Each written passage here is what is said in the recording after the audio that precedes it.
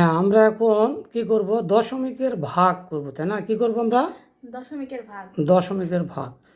তাহলে আমরা দেখো 10-এর 1 নম্বর করব, 10-এর 1 নম্বর করব। তো 10-এর 1 নম্বর কি আছে? 4.8, 4.8 ভাগ 0.6, 0.6। একটা কথা আগে শুনে রাখো, সেটা হচ্ছে যে দশমিকের পরে যদি একটা সংখ্যা থাকে তাহলে 10 দিয়ে গুণ করতে হবে। দশমিকের পরে কটা সংখ্যা থাকলে 10 দিয়ে গুণ? একটা সংখ্যা।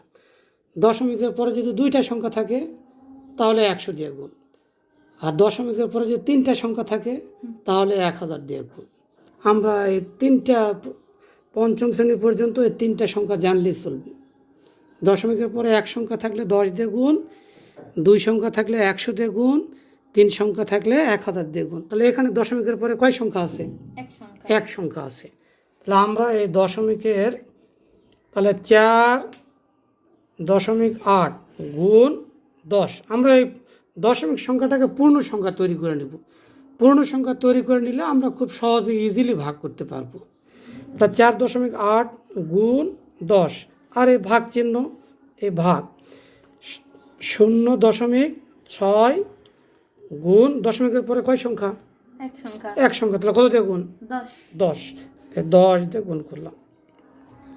এখন সমান সমান 4.8কে 10 দিয়ে গুণ করলে 48 হয়। তো আমরা যদি এটা সহজে গুণ করতে না পারি তাহলে আমরা একটা কাজ করতে পারি। এই যে 4-8 আছে, 4-8 লিখলাম। 10-এর শূন্য কয়টা? একটা। এই দশমিকটা ডান দিকে 1 ঘর পরে চলে আসবে। গুণের সময় দশমিক ডান দিকে যাবে আর ভাগের সময় দশমিক বাম দিকে যাবে। যাই হোক, এখানে যদি দশমিক দিই, এর পরে আর কোনো সংখ্যা আছে? নাই। যদি পরে কোনো সংখ্যা না থাকে তাহলে দশমিক দেওয়ার আর কোনো প্রয়োজন নাই। তাহলে এটাকে 10 দিয়ে গুণ করলে কত হলো? 48। আর এখানে ভাগ।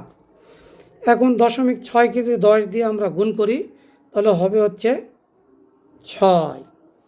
তাহলে এখন তো ইজিলি 6 দিয়ে 48কে ভাগ করলে কত হয়? 8। 6 8 48। তাহলে এটার উত্তর কত হবে? 8। তাহলে আমরা আরেকটা করি। 2 নম্বর আছে 7.2 ভাগ 0.9। তাহলে এটাও তাই, দশমিকের পরে কয়টা সংখ্যা আছে? একটা সংখ্যা থাকলে কত দিয়ে গুণ? 10 দিয়ে গুণ। তাহলে 7.2 গুণন 10 ভাগ 0.9। দশমিকের পরে কয়টা সংখ্যা?